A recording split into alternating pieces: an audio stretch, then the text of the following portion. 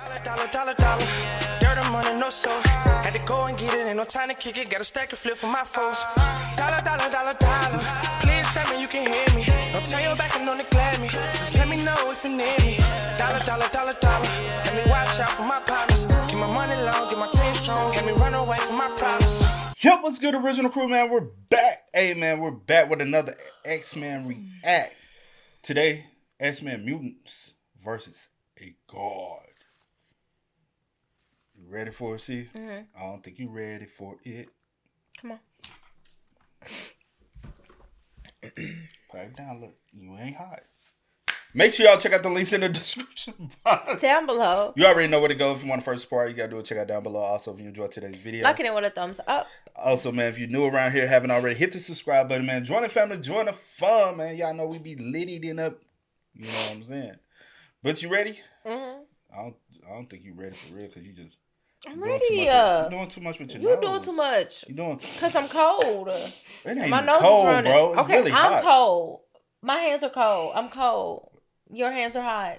So the scene starts in the Nile Valley, 3600 BCE. The only person we know for sure was there was Morgan Freeman. Bro hasn't missed a thing on Earth. Everyone's bowing down to En Sabah Nur, aka Apocalypse, as he's being carried to the pyramid so his consciousness can be transferred into a new body. This man's been ruling for thousands of years and he's not ready to let it go. Every 100 years he comes back with the same message.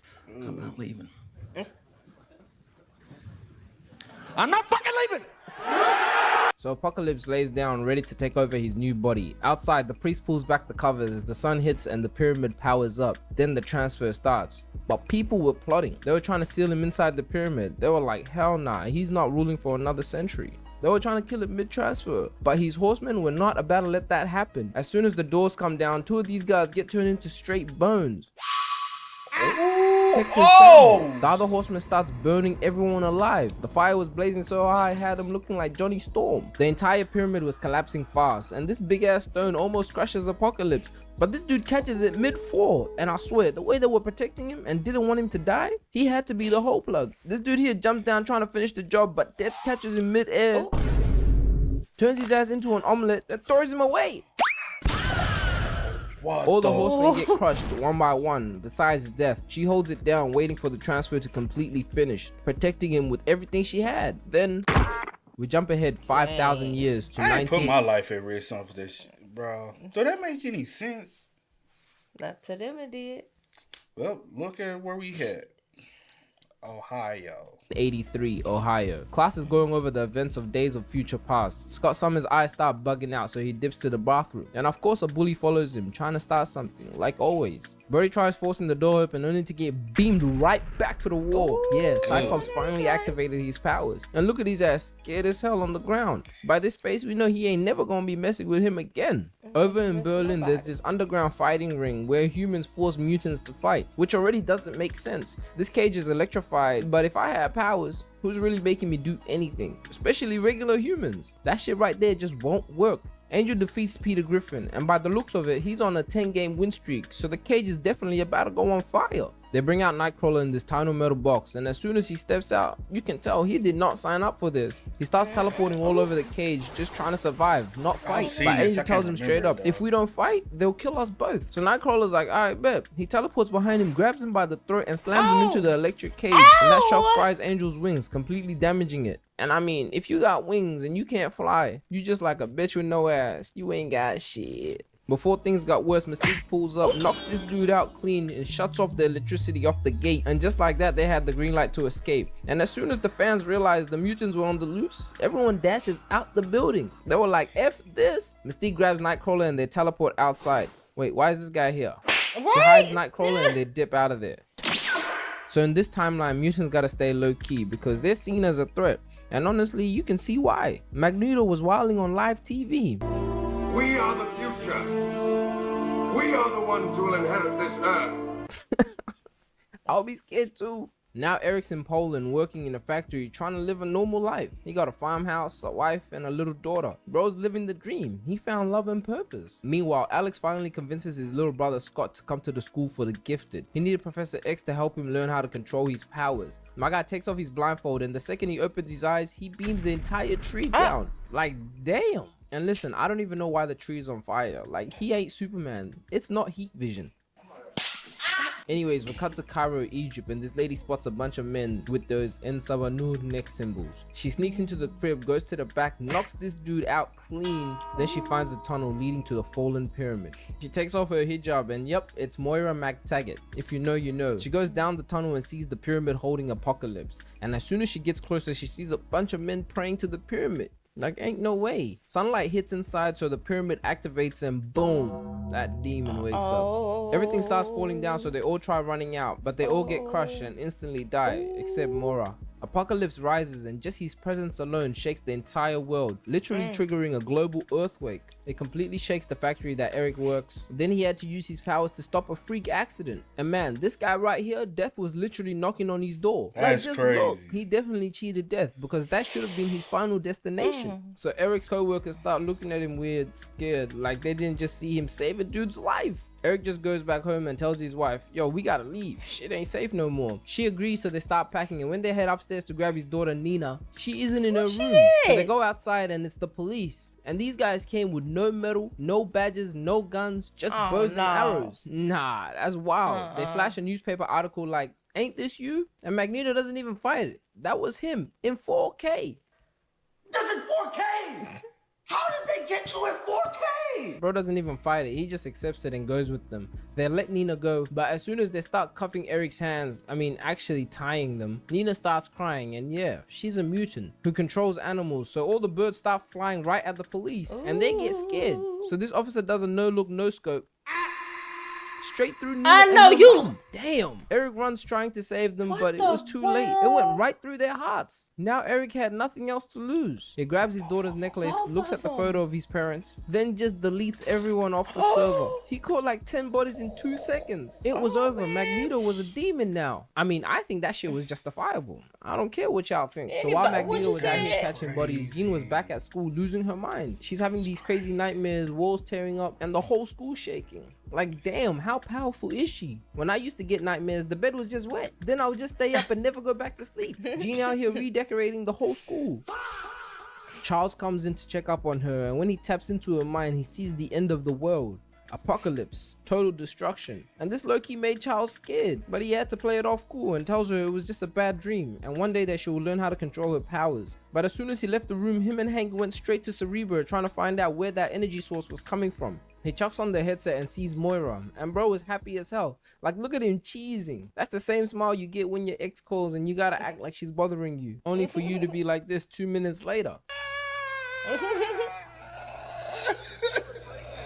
Apocalypse finally wakes up from the pyramid and starts soaking in the world. And just by his face, yeah, he was disgusted. Or maybe he just didn't like shisha. He sees Aurora using her powers to steal some money. She quickly hits the legs, but then they catch her lacking in the alleyway. And this is when Apocalypse pulls up like, leave. And the shop owners are like, bro, who are you? But Apocalypse didn't care about all that. He just wanted to know who ruled the world. But they couldn't understand what he was saying because his language was ancient as hell. More men pull up and Apocalypse just decapitates all their heads. And for the shopkeeper, he morphed this dude into the wall. So after Apocalypse saves Aurora, she takes him back to the trap. And we see a picture of Raven on the wall. After she saved all those people on live TV, hundreds of mutants started seeing her as their hero. My boy here was still way too behind in life. He had to catch up, figure out what happened while he was asleep all those years. So he touches the TV and instantly learns everything about human history, wars, government, religion, everything. And you can see it in his face. Nigga was in disbelief. To him, the weak have taken over the world, and he's especially heated about religion. People out here praying to false gods. In his mind, he is God. Let's not take the piss here. I certainly wasn't. Well, I think you are. He then walks up to Aurora, touches her, and instantly makes her stronger, unlocking her full potential. This is honestly one of my favorite Apocalypse powers. Bro can turn a Rudy into a Jokic. If you're chopped, there's hope. Like, Brody was tired of getting a taste of them. I want the whole load. And this is probably why the Horsemen were doing everything in their power to keep him alive. But Apocalypse wasn't done. He needed more mutants. He was trying to build his starting lineup. So he pulls up on Caliban, a mutant who can track and detect other mutants. Basically like a living radar. But here's the thing, Caliban a businessman, so you gotta pay up for him to locate mutants. And by the looks of it, Apocalypse ain't have no bread. So Caliban pulls the revolver on him, but that shit just turns into straight dust. Then Psylocke steps in and puts that Sonic blade right at his throat. But Apocalypse was like, let me make that a little more powerful. And the second she feels that boost, it was like an IG thought seeing money. She was in. Next up was Angel, and my boy was out here looking rough. Ever since he damaged that wing, he turns into an alcoholic. Drinking tequila straight from the bottle? Nah. He was cooked. Apocalypse pulls up and gives him an upgrade, destroying his feather wings and replacing them with metal. And yeah, that's how Archangel was born. And all he had to say was, That tastes like promotion! back at the school, Hank finally finishes Cyclops' glasses. Now Scott doesn't have to walk around like he's Ray Charles. And the second he puts on those shades and he could see again, my boy doesn't waste no time shooting his shot on the first shorty he's seen. And yes, that shot was straight. Cyclops, I was not familiar with your game. Raven ends up pulling back up to the school with Kurt, and Hank is still clearly in love with Raven, but she wasn't here for all that. She needed to find Eric. She knows he's going through it, and yeah, she wasn't wrong. Eric pulls up to his factory job, shuts all the doors, and locks everyone inside. Then he tells everyone to think about the person they love the most because they're never gonna see them again. Wait a minute. Henry, please, don't do this. My name isn't Henry. My name is Magneto. You know you pissed off. What you said? Can you blame him? Just as he's I'm about mad to at delete everybody. everyone off the server, Apocalypse pulls up and Magneto is thinking, damn, this guy's about to stop him from killing his co-workers. But that man did not give a shit. He was here for him. So he just rolls his eyes back and sinks everyone to the ground and literally had them still twitching. Oh. Nah, dying on your shift is diabolical. That's- Like imagine that was your day off. I'm not here for them. I'm here for you. Hey, yo! They teleport to the place Eric's powers were born and the same place they killed his parents. He then tells Eric he can move the entire world if he actually locked in. He touches the ground and damn, I knew his powers were OP, but he kind of moving like he in the Avatar state. So Charles, Mora, and Havoc pull up to the school, and yeah, Charles was always happy to see Raven. She tells him how they killed Eric's wife and daughter, and now he's on a killing spree, so they needed to find him before things got worse. Everyone hops into Cerebro, and Charles throws on the helmet and starts scanning for Eric. He finally finds him and was like, hello, old friend. Looking into Eric's mind is straight pain and anger. There was no shred of light left. But here's the thing, Charles didn't know he wasn't by himself. Apocalypse was in the back trying to figure out who he's talking to. Then he taps in and just like that he finds exactly what he was looking for. He takes over Cerebro and hijacks Charles' mind. Now Brody feeling power he's never felt before. Apocalypse connects to every world leader and unleashes every single nuke on the planet at the same time. No more swords. No more weapons. No more systems. No more. Superpowers. He sent every single one straight to space. Nigga really took away the only power humans had. Alex, destroy everything. Destroy Cerebro. So Alex beams the entire room, completely destroying Cerebro. But here's the thing, it was too late. Them niggas already pulled up. Magneto grabs Charles, they jump into the portal and Alex beams them but misses and blows up the entire school. Calm down, calm down. Quicksilver shows up holding a, what's that, Twinkie? So yeah, he dashes in, heads to the explosion and starts taking everyone out. This scene is crazy. Got him doing the moonwalk, saving the poor fish, the pizza, and the dog.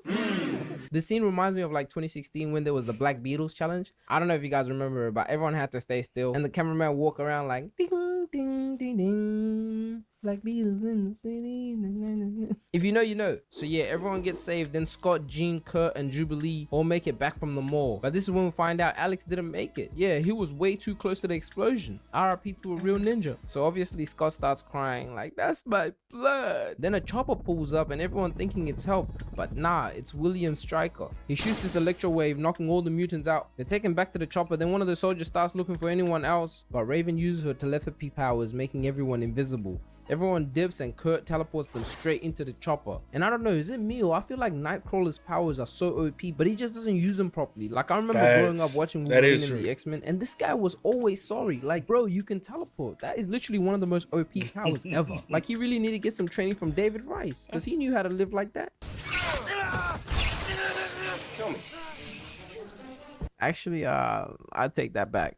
But you guys know what I mean. So they pull up to Stryker's mutant holding facility and he's out here confronting all of them, thinking Charles is the one who unleashed all the nukes, not knowing there was someone else pulling the strings. Stupid. Charles finally wakes up, so Apocalypse uses him to deliver a message to the entire world, basically saying the world's about to end and there's about to be a new world order. But while Apocalypse is talking through Charles fights back just enough to tap into Raven's mind, and only she can hear it. He quickly tells her to find him, and just like that, she knew where they were. Hey, we. Stryker quickly sends a whole team down to go arrest them. But when they get downstairs, Raven opens one of the cages, and inside, it was a wild animal. The second the door opens, the alarms go crazy. Oh. Now you see now. Boy. You done fucked up, you know that, don't you? Of course they knew they messed up. Weapon X is loose. I repeat, Weapon X is loose. So yeah, they start spraying at Wolverine, and my boy shows off his 40-inch vert and jumps up and kills all 3 of them. And after that, he goes on a full killing spree. Like, look at all these bodies he's dropped. Stryker knew he messed up. I mean, he's the one who captured him, so he knew he was cooked. They look at the cameras and Wolverine's already doing hella damage. Mink, mink. You can get one right through the throat and you get out of here.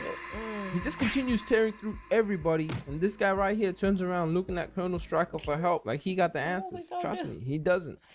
Damn. Get your ass back. Oh. These guys continue shooting Wolverine, so he's like, fuck it, I got enough for all of them. Mink, get that gun out of here. Take this. Look at this man. He's in pain. Hell out my way.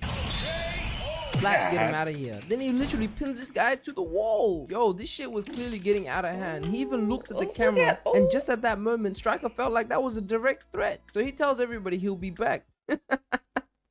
Yeah, he was not gonna be back. My boy got on his chopper and flew right out of there. Like, I don't know how long they had him locked up, but he was mad. Like, check this body slam. One to the gut, cloud to the face. Nah, this guy was on a rampage, and he was far from done.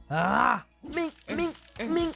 And just like that, there was only one guard left. And we don't even get to see his death, just his blood. And while all this was happening, Raven and the others had no idea what was going on. They were locked up. All they heard was gunshots and screams. Logan tries to leave the facility, but Jean steps in and taps into his mind. She pulls him out of his rage, takes the VR headset off, then gives him back a little piece of his memories. He looks at her for a second, and then he just runs out into the snow. And this part's kind of crazy, because Cyclops is just witnessing this like, yo, that's the guy that ends up taking your Anyway, Scott breaks the others out. They hop onto a jet and head straight to Charles. We cut over to Apocalypse, and he's out here destroying the entire city just to build this weak-ass pyramid. Like, dang, you can't be serious. He forges Magneto a new helmet, then tells him to rip every single piece of metal from the Earth and reverse the planet's magnetic poles. Yo, this nigga really wanted to restart Earth. Only the strong will survive. And this right here reminds me of someone. Someone purple. But that wasn't even the full plan. What he really wanted was Charles' powers, because that there would solidify him becoming immortal. Like, remember when those guys betrayed him 5,000 years ago? With telepathy, that wouldn't work. The squad finally pulls up to the pyramid, and Quicksilver and Raven head straight to Eric, trying to pull him back to the light. But nah, he was too far gone. And honestly, Peter should have just told him that he was his son. But he kind of got nervous. And don't worry, I kind of get it. Nightcrawler finally makes it inside the pyramid, but Archangel was on his tail. Shit wasn't about to be that easy. And I guess this was their rematch after he messed up his wing. While the transfer was taking place, Charles starts losing his hair and officially turns into Caillou. Outside, Storm and Psylocke were getting busy. And it's kind of crazy, these guys were actually belting Cyclops and Beast. Like, yo, what is this? Y'all gotta pull the hell up. Just as the transfer is about to complete, Kurt straight up puts this fool in the cage, doing him like Tweety Bird. He reaches Charles and teleports him back to the chopper at the last second. Kurt then grabs everyone else. Hank starts the jet ready to gas it, but Psylocke and Angel jump on top, and yeah, that shit comes crashing straight down. But right at the last second, Nightcrawler grabs everyone and bow. Deuces. Psylocke jumps off, but as for Archangel, yeah, his ass was gone. So Apocalypse wakes up all excited, thinking he got a new upgrade, and as soon as he looks to his left, nah, they did his ass dirty. He teleports outside and sees that Archangel is in a body bag, and the disgust on his face. This is what he was saying in his head. This nigga is trash.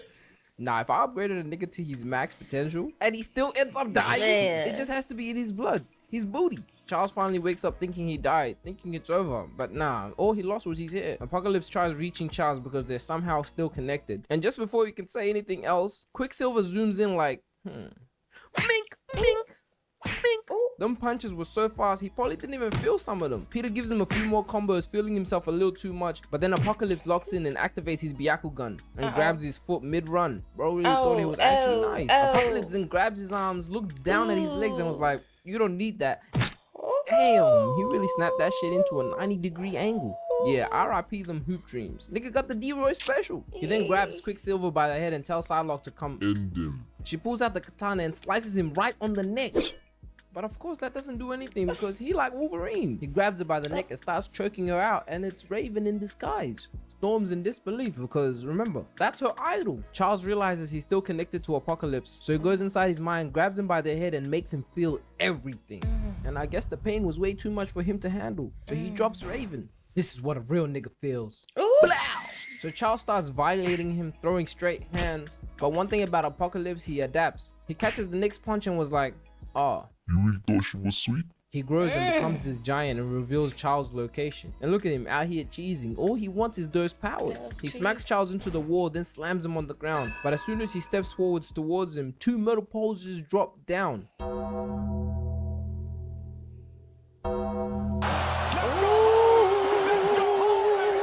Eric switches back and starts throwing metal from every direction, but Apocalypse out here playing defense. So Cyclops had to finally join in and start beaming him too. And quickly runs down to grab Raven and Quicksilver. But while all this is happening, Charles is still getting mind bashed, like literally cooked. He needed help. And that's when Jean finally taps in and joins him. Charles tells her to let go and unleash her full power. And that's when she starts walking towards Apocalypse. She just screams and completely takes over his mind, breaking his shield. And as soon as there was an opening, Magneto just clamps him down with metal. Damn, that shit went right through him. Damn. Everyone joins in and Apocalypse tries to teleport out of there, only for Storm to join in and hit him with a little bit of thunder. And just like that, Jean finishes him, completely eviscerating him into dust. Charles finally wakes up and gives Moira back all her memories he wiped from her head. They head back, but Earth is in the worst shape I've ever seen. Gosh. Like the Avengers have never left it this bad. So Jean and Magneto had to turn into straight builders and start reconstructing everything that was broken. I doubt humans will ever see them the same, but it is what it is. Jean, Storm, Cyclops, Quicksilver, and Nightcrawler become the new X-Men. And that's the end.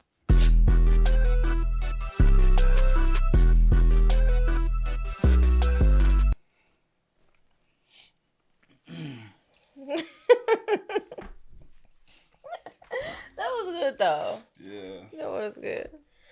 Hey man, y'all spam us up in the comments. Y'all let us know y'all thoughts Please in the do. comments for us down below, man. But until next time, y'all know how it go, man. I do go over the name DJ No Kid. This is Sierra Nicole. We are. Kid and C. We are. Go and get it, ain't no time to kick it. Got a stack of flip for my foes. Dollar, dollar, dollar, dollar. Please